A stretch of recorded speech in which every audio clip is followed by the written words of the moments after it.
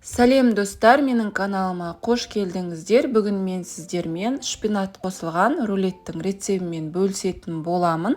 Рецеп өте қарапайым, кез келген адамның қолынан шығады, әрі оңай дайындалады. Видеоны соңына дейін қарап, сізде дәл менің рецебім бойынша дайындап көріңіз.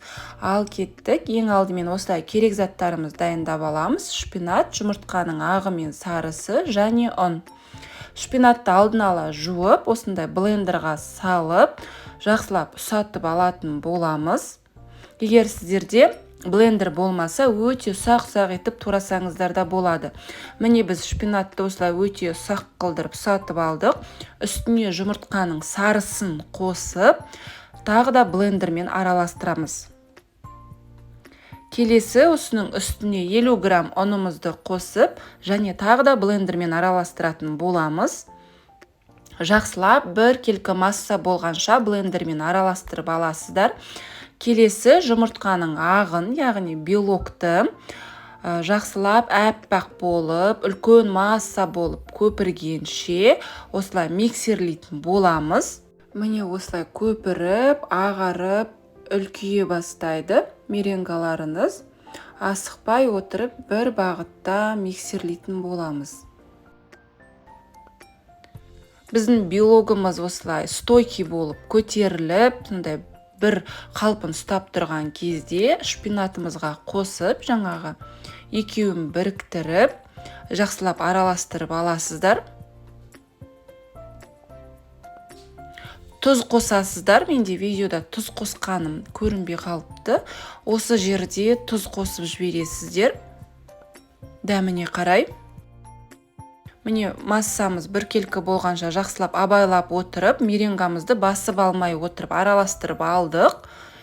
Енді осындай противеньге салып, астына міндетті түрде сапалы пергамент қағазын, не болмаса осындай силиконовый коврик салыңыздар.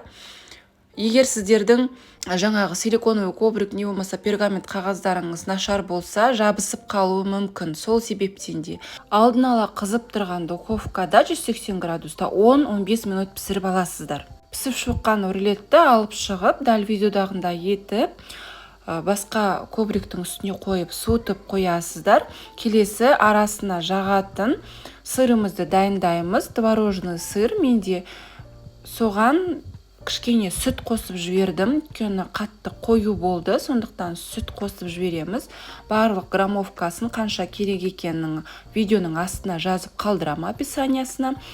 Осылай жаңағы творожный сырымызды суыған әбден рулетіміздің үстіне жағып, бір келкі етіп, теп-тегіс етіп, қызыл балықтарымызды содан кейін осылай шетіне қоямыз. Мендегі қызыл балық өте жақсы тұздалған түрі. Сіздегі түрі тұздалмаған болса, осы кезде үстіне тұз сеуіп жіберсеңіз болады. Балықтың орнына піскен ет те қолдансаңыз болады, ол өзіңіздің қалауыңызша. Міне рулетті ораған кезде де тығыз етіп орайсыздар, сонда кескенде рулеттеріңіз әдемі болып шығады. Енді осындай пищевая пленкаға орап, тоңазытқышқа 2-3 сағатқа салып қоясыздар.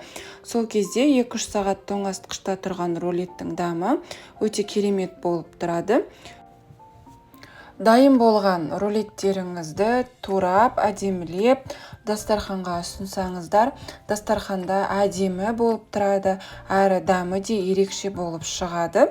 Рецепті көріп шыққандарыңыздай, дайындалу жолы қатты қиын емес, оңай дайындалатын рулеттердің бірі. Сондықтан да сізде дайындап көріңіз, әрі видеоның соңында лайк басып, комментарий қалдыруды да ұмытпаңыз.